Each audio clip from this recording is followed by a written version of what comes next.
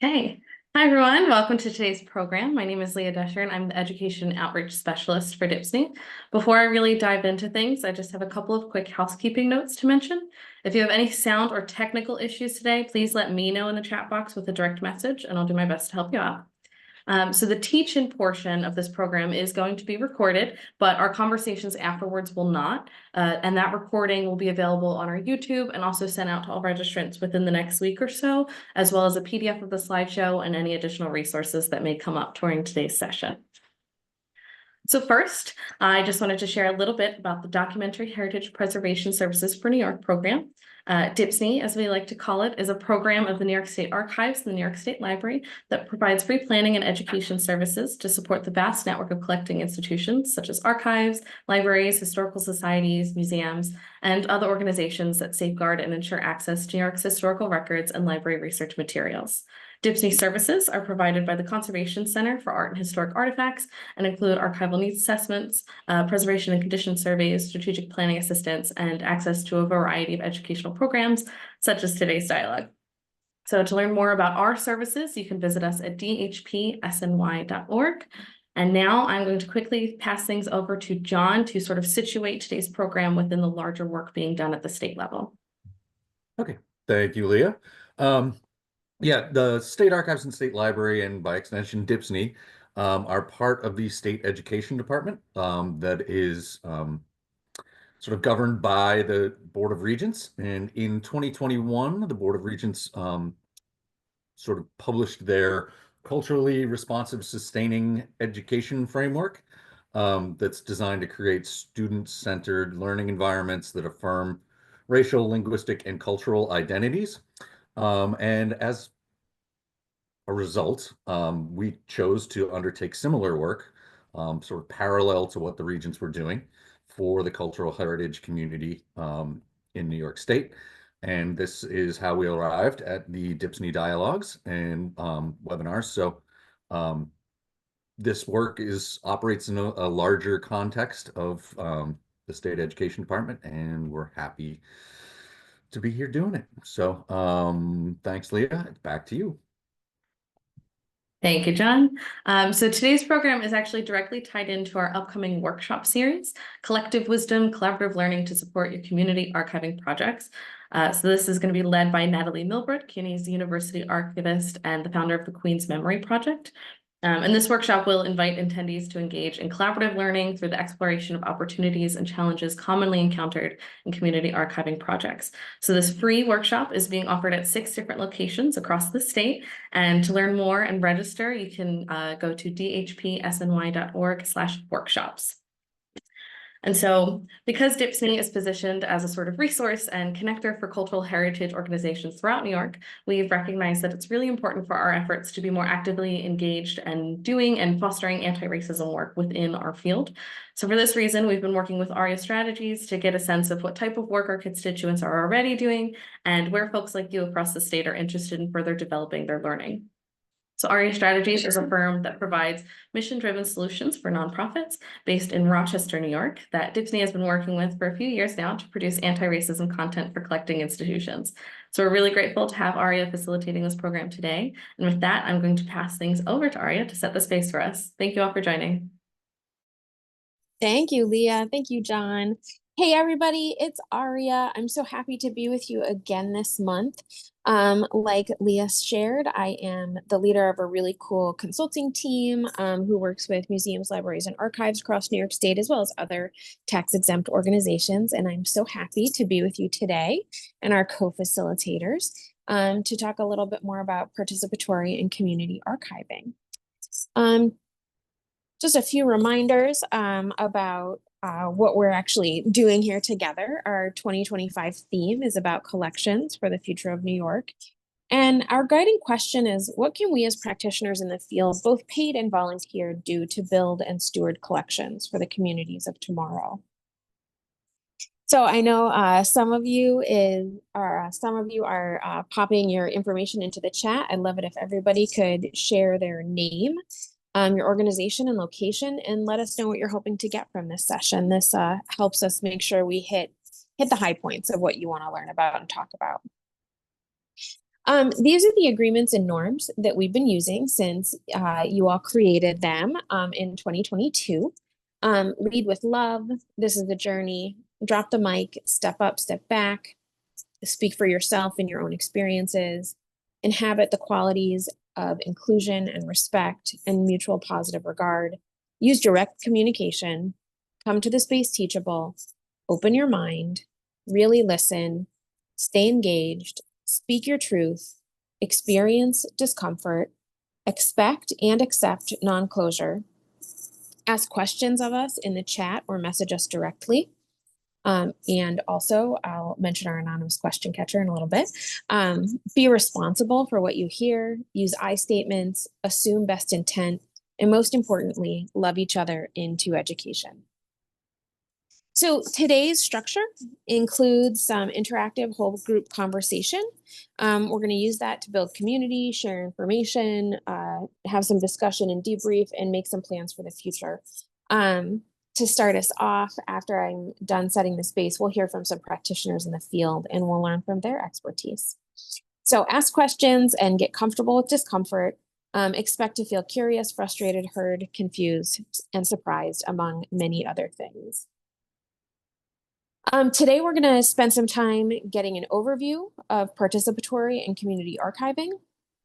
Our discussions will include strategies for getting started or building on the work you're already working on, as well as hearing about what Andrew at UMass Boston and ROPA are working on and what Marie and Ka are working on. So Leah's going to put the link in the chat to our anonymous question catcher. We want you to ask all your questions, but we also know that sometimes these are sensitive topics or you have sensitive questions and you don't want to make anybody uncomfortable, whether it's a colleague or your boss, or you just want to be anonymous when you ask your question. So like I said before, you can pop it in the chat, you can direct message me in the chat, or you can put it in the question catcher, and then I'll read those questions during our Q&A toward the end of the session. Today, we're going to start off with introductions from our co-facilitators. We're in the recorded portion now, and there will be a mini webinar in that portion. We'll turn off the recording and have a group conversation, and I'll ask some questions of our co-facilitators, and then you're welcome to ask them questions and get some feedback from them. And then we'll close out with some next steps and action items. So I'm happy to say that we have both an in-state friend with us and an out-of-state friend with us, although he's sort of in-state, and maybe he'll talk about that. But we're joined today by Marie from the Community Archiving Workshop. She's based in New York City. And we're joined also by Andrew, who is part of Roadmap for Participatory Archiving, which is located in Boston, but he is also located in New York State. So I'm going to turn it over to Marie and ask her to introduce herself. All right, thank you, Aria. So my name is Marie Lascu. I am a member of the Community Archiving Workshop, which I'll talk about a little bit more in a second. I'm an audiovisual archivist based in Queens, New York, and have been practicing since 2012. I went to NYU's Moving Image Archiving and Preservation program. And I've also been a volunteer member of a group called Transfer Collective, spelled XFR, which is a New York-based group. And I was a member from like 2015 to 2024. And that's all I'll say for now.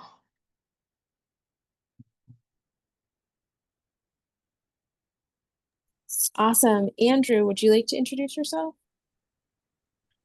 Hi, everybody. I'm Andrew Elder. I'm the head of archives at the University of Massachusetts in Boston, where we manage a program called the Mass Memories Roadshow, and where we developed the roadmap for participatory archiving.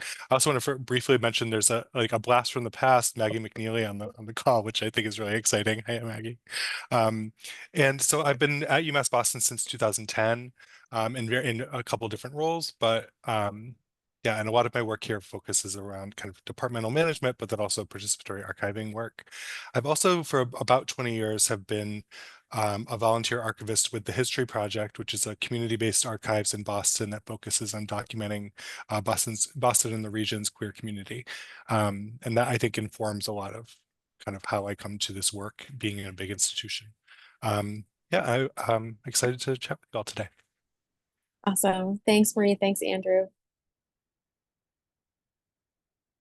So just as a reminder, the mini webinar provides a common foundation for our conversation. You're going to get an overview of community and participatory archiving from Marie and Andrew in their projects. They're going to share examples of how they got started and how they are building on work that's already happening. And they will happily answer all your questions when they're done presenting and we stop the recording. So I'm going to turn the mic over to Marie and just ask Marie, when you're ready for me to forward the slide, just let me know and I'll do it. All right, thank you. All right, so CAW, before there was a group, there was the workshop model. So it was first organized by Mona Jimenez, a longtime video artist, archivist, and activist who shaped this particular workshop for her audiovisual archiving students, I'd say around 2008, that's debatable. But she specifically brought the workshop model to the Association of Moving Archivists, or AMIA, for the annual conference in 2010.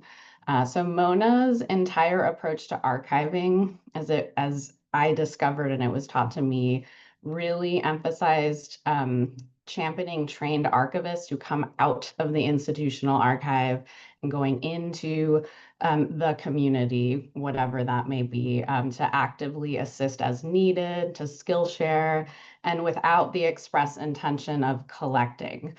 So as a new graduate student, being introduced to archiving in general, that really did blow my mind, and it opened up the possibilities of how archival principles could be applied, and also what kind of spaces and different types of people that I could actually do this work with. So I have been volunteering with the group CAW since that first experience at the AMIA conference in Philadelphia in 2010.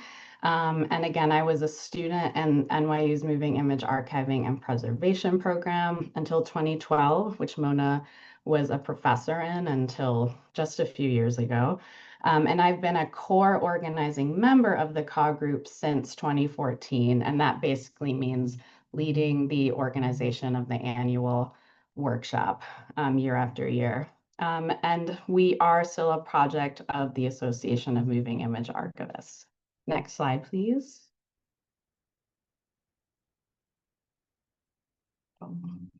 Okay, great.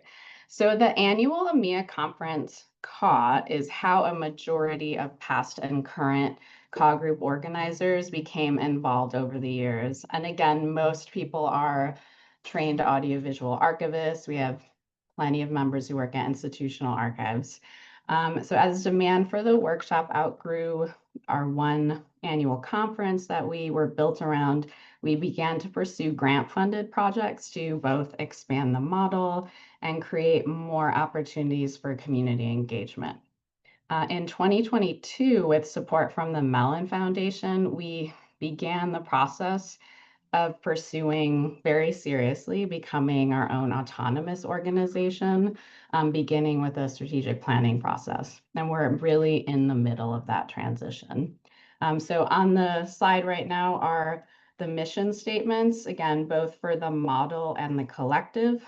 We are trying to separate the two, and it gets confusing because obviously the name is an issue, and we decided we couldn't part with it, so we've just added collective to the end, and I'm sure that will solve all of our problems.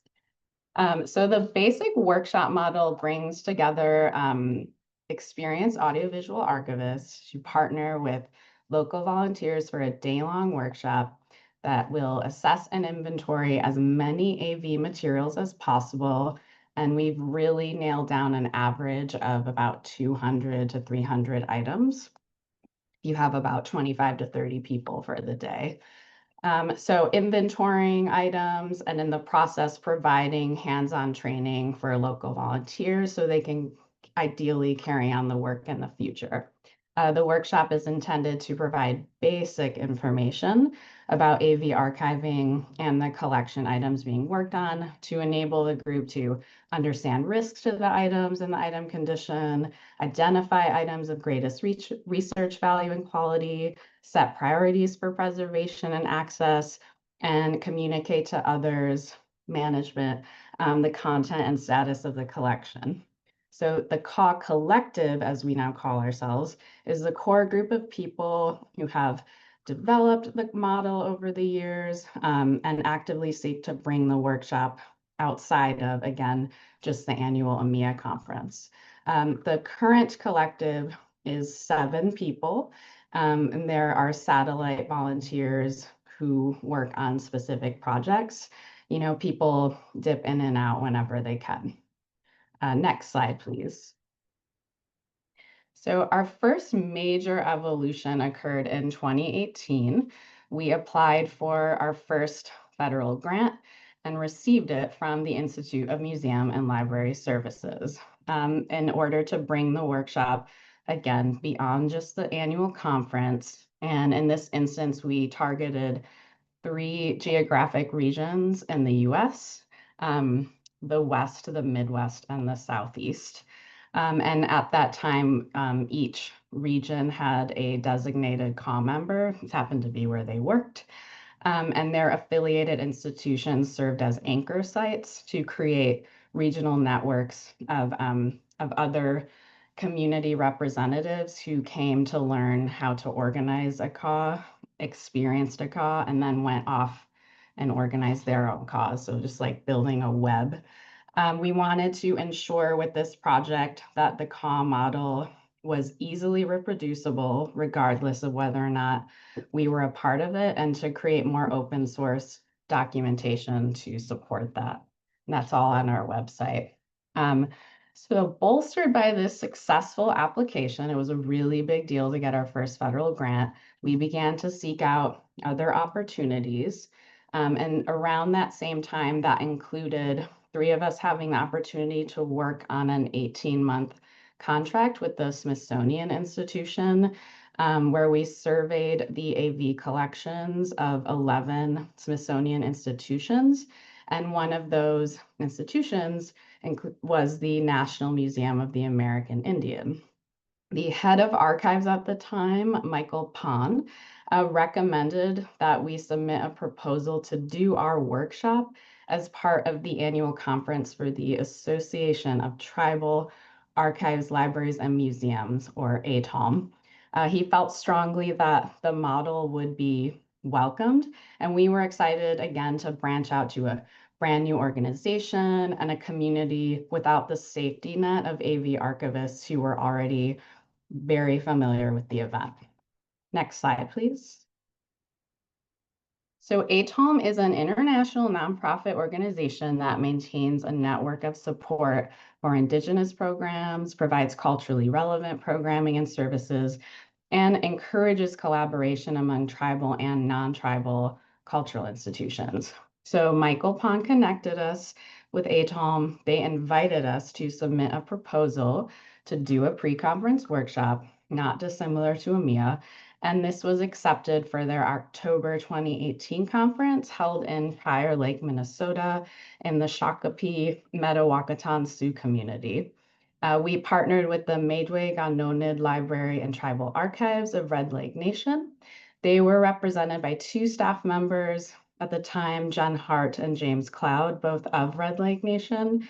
And our initial contact with Red Lake Library came from the library director at the time, Cassie Leeport, who, when we had a call for partners, she filled out the form. So our big takeaway from this first workshop at ATALM was how important it was for all of the archivists and community members in attendance to have the opportunity to just work together, to meet each other, to work together.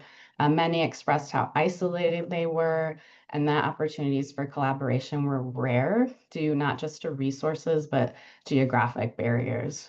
So the second ATOM CAW took place the following year in Temecula, California, in the Pachanga Band of Luiseno Indians community. And we partnered with the Malki Museum, which is California's first museum founded by Native Americans on a reservation. And they were represented by Amanda Castro, the museum director at the time, and Erin Saubel, a museum volunteer whose family history is also a foundational part of the museum. And in addition, we had a second collection partner, the Northwest Museum of Art and Culture from Washington State, which was represented by Tissa Matheson, the American Indian Collections Specialist. And that museum works closely with regional tribes as well as others throughout the nation to respectfully attend to the objects in its care and to gain knowledge of the cultures that the collection represents. So both of these ATOM CAWs, were well attended, which for us means hitting our max capacity of 50 people. It gets a little unwieldy after that.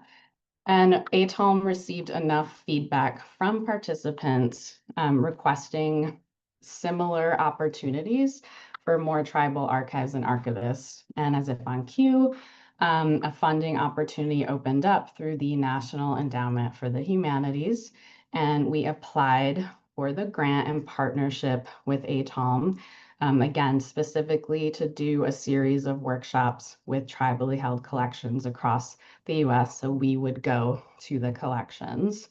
Next slide, please. And in late 2019, we were awarded our first NEH grant. This was our second federal grant, so big deal for us, again, in collaboration with ATOM. And that project was called Audiovisual Collections Care in Tribal Archives. And again, it helped move the workshop model outside of a conference schedule, which can be its own barrier to participation, and allowed focus on a large group of many peoples and cultures who are interested in and require more control over their own history and associated collections. So this project was kicked off with a comprehensive survey led and distributed by ATOM. It was of tribal organizations to assess the needs of tribally held AV collections. So we did receive 42 respondents from tribal nations, which is not a huge response in the grand scheme of things, but the survey results were consistent enough that it gave us good foundational information to move forward with planning the workshops. And this first project was scheduled to begin in March 2020. And there's a whole narrative there on how we had to pivot. But the short version is that we were able to work with more tribal organizations than initially intended, though it was all remote, and that was for about 2 years. And then we were able to continue the originally intended in-person workshops in late 2022. Next slide, please. So I wanted to share common motivating factors shared and expressed by most of the tribal organizations that participated in that first NEH project. But I would say it still holds true with our current one. So everyone held and still might hold, I would say still holds, unprocessed AV collections. No one is confused about whether or not this stuff is valuable. They just don't have the content-specific information.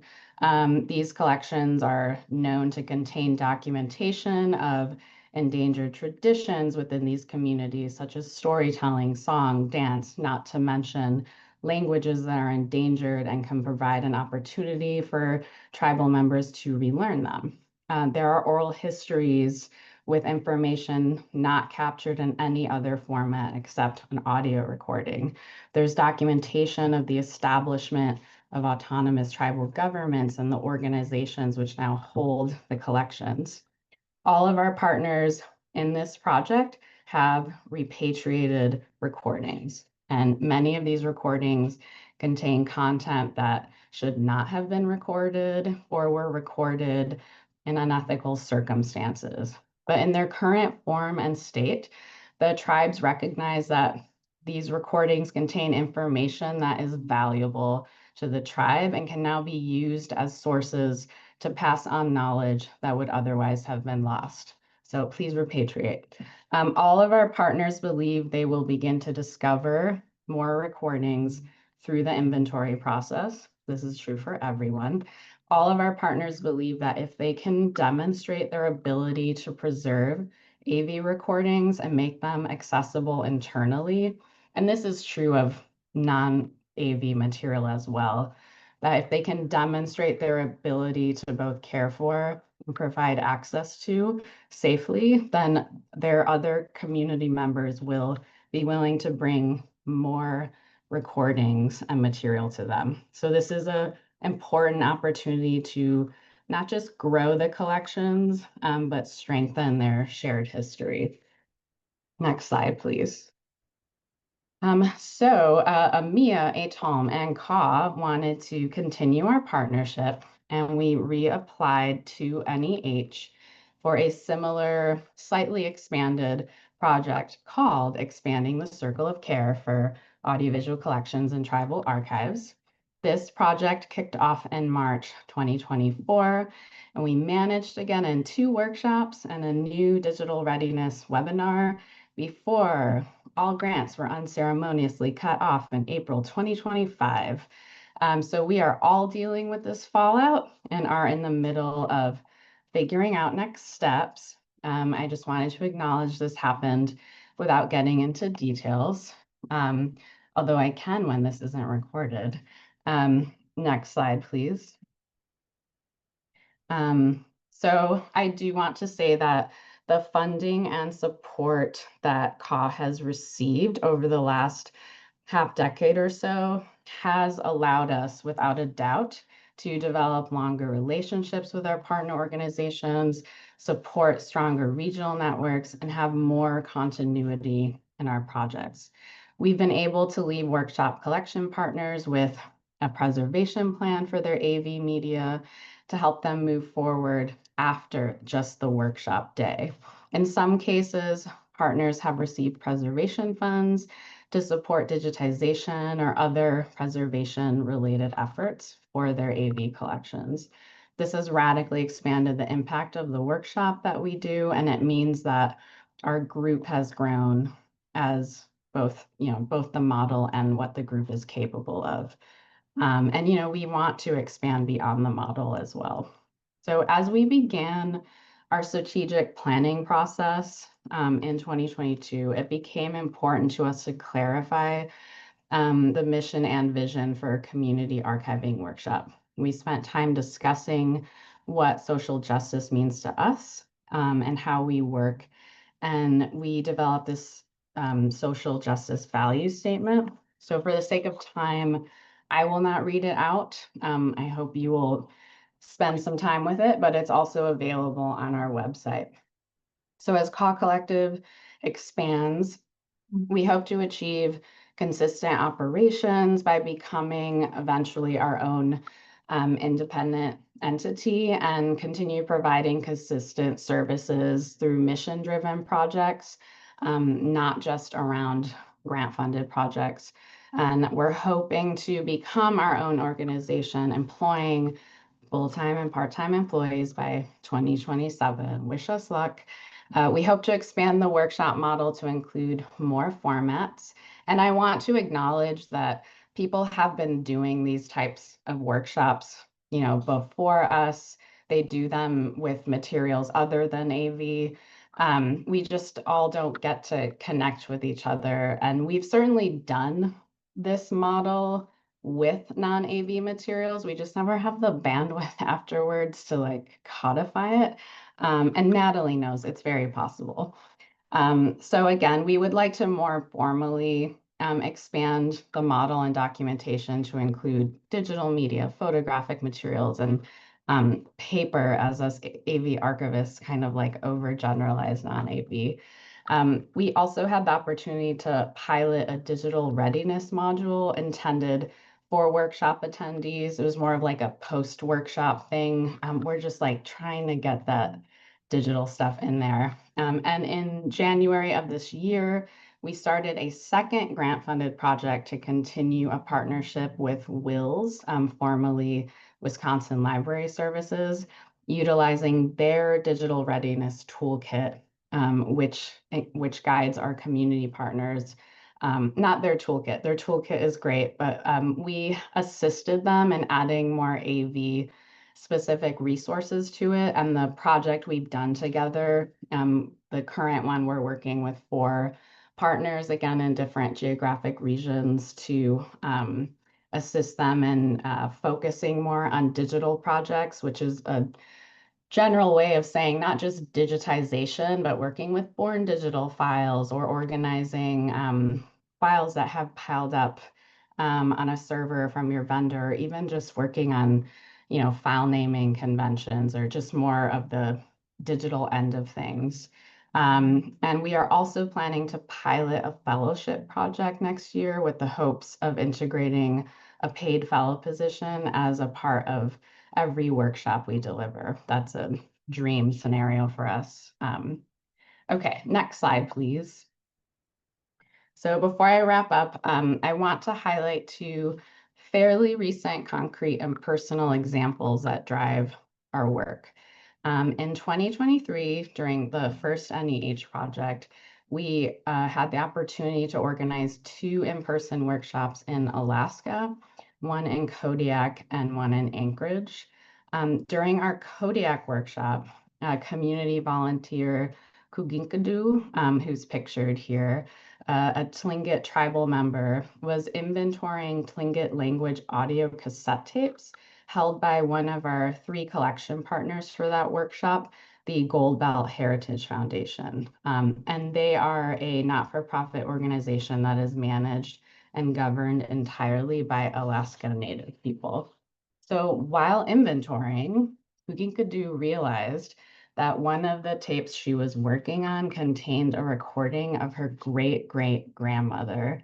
And this recording, along with others in the collection, supports her community's language revitalization program. And we managed to get a photo of her just like in the actual moment of surprise and joy. And it's just like one of my favorite photos. But this example demonstrates the importance of working within a community, as this identification would not have occurred, certainly not in that moment and not in such a moving and tangible way. The deep, urgent connection around a process that is generally of low priority, item level inventory of unprocessed audiovisual material. These types of moments are essential to us as practitioners because it helps break down barriers, like mental barriers inherent in the perceptions of archival processes, which most people feel pretty disconnected from. So this discovery that day further motivated people to keep working on the collection that day. It identified a community member who could assist with further context for the Gold Belt Heritage Foundation, and it connected community members directly to an organization's collection. Seeing yourself and your community reflected in history impacts your sense of place and belonging. So archives are not just about the past, they help us plan for the future. We can better convey the importance of investing resources in historic and new cultural materials when intended users can participate in and even in some cases lead the processes of care. I really feel strongly that creating participatory experiences, even if they're just one-off, is important for advocacy. Next slide, please. So this final slide is actually from one of our recent host partners, the Rappahannock tribe. And they shared this. This was part of a longer slide presentation during their introductory workshop presentation. All of our workshops start with not just intros, but we encourage the partners to just like present themselves and their collections. So this happened in September 2024, and this was the first workshop of our second and final NEH-funded grant in partnership with ATOM. So the Rappahannock tribe is one of the first to make contact with English colonizers. They're one of the few federally recognized tribes in Virginia, which is part of the absurd process of having to work within our system while also competing for resources. They're in the early stages of establishing a centralized museum and archive.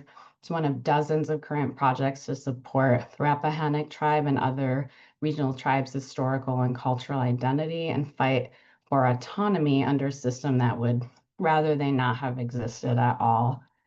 So while working to assist them with kickstarting audiovisual preservation, we are reminded as trained archivists of the contradiction around things like digital preservation, specifically best practices, particularly under this current push to just put everything in the cloud, which is a pressure many institutional archivists are facing.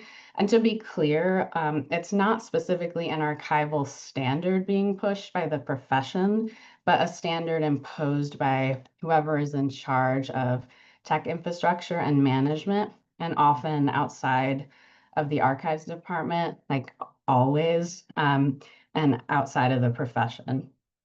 So we have to remember and we have to convey that the cloud is physical somewhere. It includes this data center here among several, trying to snap up ancestral land already once stolen and further endangering already polluted water sources for the Rappahannock community, but also outside of that. This is, of course, a larger systemic issue, but our profession needs to seriously reckon with what we consider to be best practices and how and when to implement them, especially if the long-term infrastructure is wholly reliant on third-party corporations that will do harm to the very communities we are seeking to serve, not to mention do harm to the very professions trying to do this cultural work and share preservation information and resources. Next slide, please. So after getting to that point, I'm going to stop and pass things off. I skirted the surface of many projects and the deep issues we face, but please do visit the CAW website for more information about our history and our current and past projects. We're happy to hear from anyone interested in partnering or looking for guidance to put on a workshop, or you just want to commiserate and brainstorm. I love doing that. So thank you. Thanks, Marie. That was awesome. So I'm going to stop sharing my screen and I'm going to turn the mic and the screen over to Andrew. And Andrew, if there's anything I can do for you, just speak up. And then I'll jump in and provide assistance. But otherwise, we're excited for Andrew's portion of the webinar.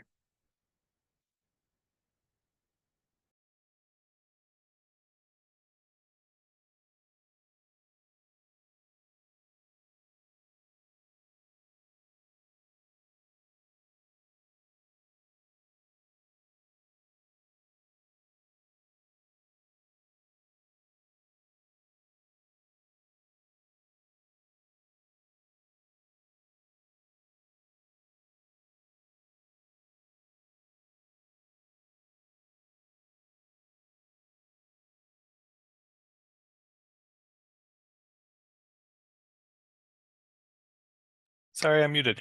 Could you all see my screen when I was sharing a moment ago? Yes.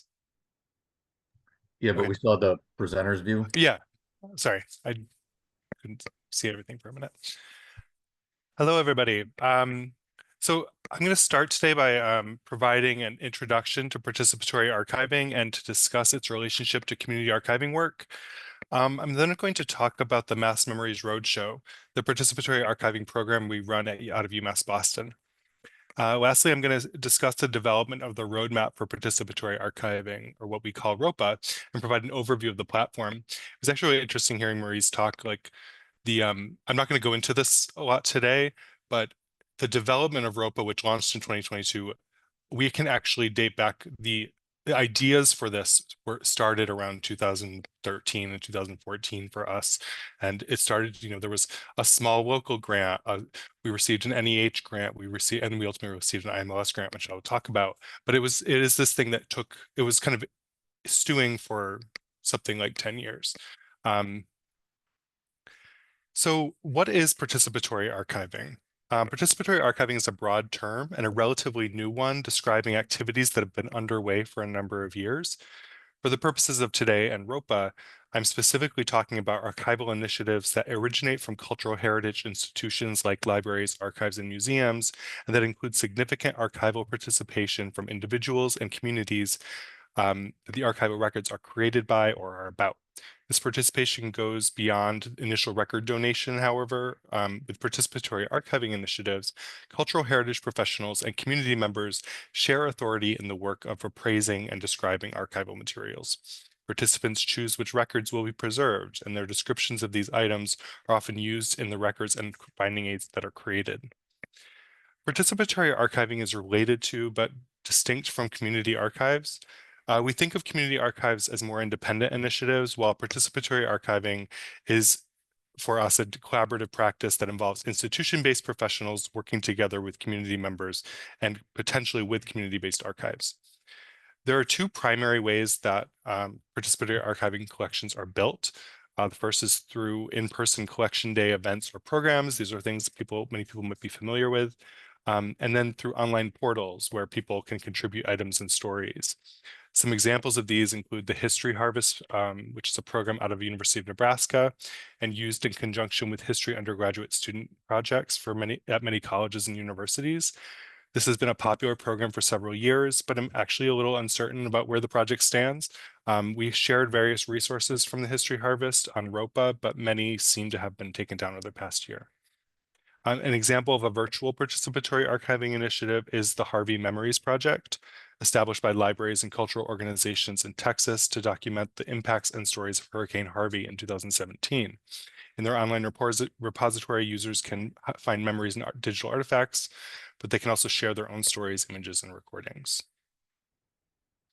So the Mass Memories Roadshow is the participatory archiving program that we manage at UMass Boston. It was established in 2004 by my colleague, Joanne Riley, who at the time was working on developing state and local history curriculum and looking for photographs to support education about the more recent past, photographs that proved hard to find in existing repositories. To address this, she began simply organizing events where individuals could bring family photographs to be added to a searchable website. The Roadshow is an event-based program, and we partner with communities in Massachusetts by application. The application process allows us to understand our partner communities and to establish expectations about our team's responsibilities, as well as those of the local planning teams. Over the years, we've developed a pretty clear division of labor and cost-sharing model. UMass Boston guides the planning process, provides equipment and volunteer training, and takes responsibility for processing, preserving, and making the digital collection available. We also bring a group of what we call roadies, who are experienced volunteers from past events. Our community partners provide a location and a group of volunteers, as well as a dedicated outreach plan to ensure a well-attended event that is representative of the community. At our events, we prioritize the perspectives of community members. Contributors choose what materials to bring, and we invite them to describe their items and why they're important to them in their own words. And in addition to copying photographs and other items, we offer a video station for recording short interviews and a keepsake station like this photo here, where contributors can be photographed with their items. A preservation station at the event provides resources about how to best take care of family materials, and community historians share resources from area repositories and museums at a local history station. Altogether, these stations make up an engaging open house format where participants can exchange perspectives and learn from one another about shared community histories. We organize two types of events, those connected to a city or town in Massachusetts, or events connected to a specific theme related to the state, such as World War II, Irish immigration, or hip hop culture. So far, we've partnered with over 4 dozen communities and collected more than 13,000 photographs and stories. In 2022, we launched ROPA, the Roadmap for Participatory Archiving, which was supported by a National Leadership Grant from the Institute of Museum and Library Services. ROPA is an online resource designed to guide libraries and cultural organizations through the process of collaborating with community members to plan engaging and inclusive participatory archiving events and to create digital collections. ROPA is inspired by our work with the Roadshow. Over the years, we've been contacted over and over again by individuals from around the country who are interested in hosting participatory archiving events like ours, and this helped us to understand the increasing interest in this kind of work. We realized we wanted to create a resource that would inspire others to engage in participatory archiving activities and that would help users overcome the unique challenges of this work, such as planning for inclusive community engagement and working through the technical hurdles of digital preservation. From the very start of the grant project, we worked on building a core team comprised of leaders in participatory archiving and related fields from across the country, and this informed the development of what would become ROPA. We also developed a list of more than 150 people who would serve as reviewers at various stages of the design process. Early on, we focused on understanding the breadth of what falls under the umbrella of participatory archiving, and in addition to studying several programs and initiatives, we conducted a nationwide survey to help us understand the knowledge, attitudes, and practices of libraries and other cultural organizations when it comes to participatory archiving. In addition to confirming that there is a great deal of interest in this kind of work, the survey showed that different users have differing needs for an online resource of this type. As a result, we went through an iterative development process and designed ROPA to be an accessible and adaptable resource that we hope would guide both specialized professionals and novice volunteers through all steps of the process. In the end, we organized ROPA into a set of three key sections and by module to allow users to find the guidance they need and connect it to their own experience and expertise. On the ROPA website, in addition to the About page and a page where we define participatory archiving, we provide a glossary of about 80 terms that we use throughout the site. The roadmap itself is organized into 4 overarching sections of modules: getting started, the community, the event, and the collection. Those last 3 might sound familiar from my description of the roadshow. As you can see, there are several different modules within each section, and each has a similar structure. Each module has a short introductory paragraph and a video that provides an overview of what the module is about. Next is a section where we outline the various roles and responsibilities associated with the module. And then in each module, we'll provide detailed step-by-step instructions that are broken down into before the event activities, activities that will need to be completed at the event, and activities that will need to be completed after the event. Additionally, we provide what we call best practice examples, where which are designed to kind of enhance the experience of ROPA. These are ways to learn about other different organizations doing different kinds of participatory archiving or other archiving work. So I'm going to spend the next bit of time just kind of going into detail about the 4 sections of the module a bit. The Getting Started modules of ROPA provide an overview of who is needed on the project team and how long it will take to plan and produce your event and process the new collection. We found that it's essential to build a strong team from the start. Planning and producing a participatory archiving event and creating a digital collection requires a wide range of expertise and skills, from community building and event planning to digital preservation experience. The Getting Started modules are designed to help you build your team and to work together effectively to meet your goals. Participatory archiving is all about community, and the community-focused modules on ROPA outline how to implement an inclusive, community-engaged planning process, choose an event theme, and spread the word to participants. With participatory archiving, the key to success and the biggest challenge is often in building trust and relationships among everyone involved. Our Ensuring Inclusiveness module lays a foundation for community members to feel valued and included. It helps set the tone for the entire project. You want as many individuals as possible to feel welcome at your event and to contribute items. And you want the resulting collection to be as rich and representative of as many perspectives on your chosen theme as possible. The contents of the collection will stem directly from who is included, who attends, and who participates. Cultural competence is the capability of individuals and organizations to function effectively in cross-cultural situations. And we worked closely throughout the grant period with Michelle Villagran from San Jose State University to outline how cultural competence work related to participatory archiving needs to start with your project team. Creating an inclusive and welcoming space will make people feel respected and valued for who they are, and efforts to build this inclusive environment need to be at the center of any participatory archiving endeavor. The defining community module gives the project team guides the project team in considering what community members have in common. A participatory archiving event typically concentrates on documenting a specific group of people, whether it be a group who share a location, an interest, or an experience. Communities are complicated, and there are often differences among group members as well as commonalities. This module outlines a process for the project team to consider the diversity and the tensions within a specific community and to ensure that its full richness is reflected in the collection and at the event. The collecting stories module guides the project team in choosing a theme for their event, which can be either open-ended and community-wide or more focused. Participatory archiving events shift the power dynamic of traditional archival activities by allowing community members to help determine which stories to include in the historic record. By working together, libraries and communities can identify gaps to address in existing collections. They can define a framework for stories they want to collect and create collections that reflect a unique aspect of the community.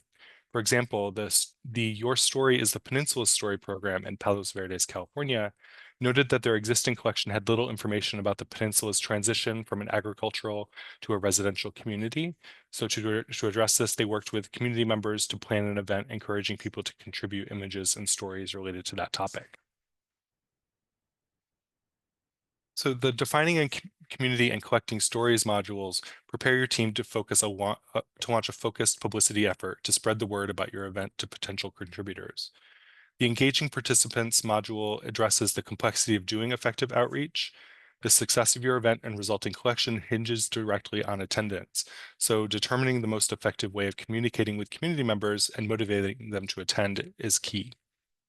So while flyers and other promotional materials help to convey information about what the event is all about, it's perhaps most important to understand how your community communicates with one another and to use those established channels. For example, are there existing social media channels or community meeting spaces that you could use to get your message out? And one tried and true method of outreach that we always bring up, and one that we've found time and again to be most effective, is just simple word of mouth.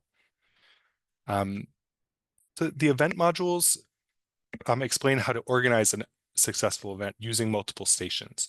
I mentioned those when I was talking about the Mass Memories Roadshow. So we have a welcome station to record permissions, an information station to gather information about items, and a copying station to create archival quality copies of items. The event section begins with a coordinating logistics module devoted to ensuring that everything runs smoothly on the day of the event, and includes equipment and supply lists, sample floor plans, budget and paperwork templates, and training materials. We also outline a straightforward and simple numbering system to help keep track of contributors and their items. Copyright and fair use can be intimidating and complicated. So in the obtaining permissions module, we address how to communicate about these issues to community members. It's important to have this figured out in advance so your team is prepared to address these questions as they come up at an event. And ROPA includes a range of workflows, forms, and video tutorials, all that can be adapted for collecting descriptive information from contributors about their items. When it comes to describing items that people bring to the event, we provide a pathway for highlighting the contributor's voice as part of the archival description process. This is something we've come to feel is very powerful, to have contributors provide information about their contributions in their own words, in their own voice. However, we also highlight some projects that take a different approach to archival description, such as the Culture and Transit Project in New York City, which had archivists and librarians write descriptions of items based on information provided by contributors. And finally, the collection modules on ROPA explain how to establish an accessible online home for a new digital collection and how to safeguard it for the future. This section also covers approaches to publicizing a new collection and interpreting it for your community and the public. It's important to develop a plan early on for making your collection available online, whether you're using a repository platform that you host and manage, a platform that is run by another organizational partner, or one that is overseen by a regional or statewide entity. In the Putting the Collection Online module, we provide some general recommendations about platforms and provide a breakdown of resources and potential partners available in different states across the country. We also offer some examples of how different institutions have made their collections available in an online repository. For example, the Sales Library Network in Massachusetts provides an online catalog and circulation system for libraries throughout 39 communities in the southeastern part of the state. They also host a collections portal on the Omeka platform that includes digital objects and information from member libraries. The town of Plainville, a small town in Massachusetts, used the platform to provide access to images and descriptions they collected as part of their Plainville History participatory archiving project. And preservation is essential if you're planning to engage in participatory archiving work, but we also found that digital preservation is seen as an almost insurmountable hurdle by many. To help users overcome these barriers, we provide a range of detailed workflows. We recommend free and low-cost repositories, tools, and software, and we describe practical steps for preserving digital items you collect at your event. In addition to our workflows and other recommendations, we provide a few best practice examples of what different organizations are doing with the resources they have. One example is the Digitizing Local History Resources project out of Long Island University. Since 2017, they have partnered with local organizations to digitize 100,000 images documenting the history of Long Island through a hosted instance of Preservica. Finally, sharing the collection module describes approaches to publicizing a new collection and interpreting it for our community and the public. Our research showed that while many communities wanted to interpret and share items and stories they collected, they often didn't know where to start. This module identifies options ranging from a blog post or a slideshow to an online exhibition or publication. And in our best practice examples, we include several approaches to doing this work. For example, in 2015, students at University of Central Florida partnered with the Oviedo Historical Society to host an event that resulted in the collection of over 300 items, including many images of Oviedo's Black community. Inspired by the collection, a student created a digital exhibit on Omeka to explore the lived experiences of African Americans during the late 19th and early 20th century. Other examples are even more straightforward, such as a 2014 partnership to document the history of Brownsville, Texas. They publicized the new collection through a simple blog post detailing the number of participants and items collected and sharing images in an embedded slideshow. So that's my kind of quickish walkthrough of kind of what we provide on ROPA. It's been an interesting, hearing Marie talk about the work of the Caw Collective. It has kind of led to some deep soul searching for us about how our programs interact with each other. And we've actually recently completed this kind of strategic planning process related to participatory archiving programs at UMass Boston. And, you know, that will be interesting to kind of pursue. I'll stop sharing now.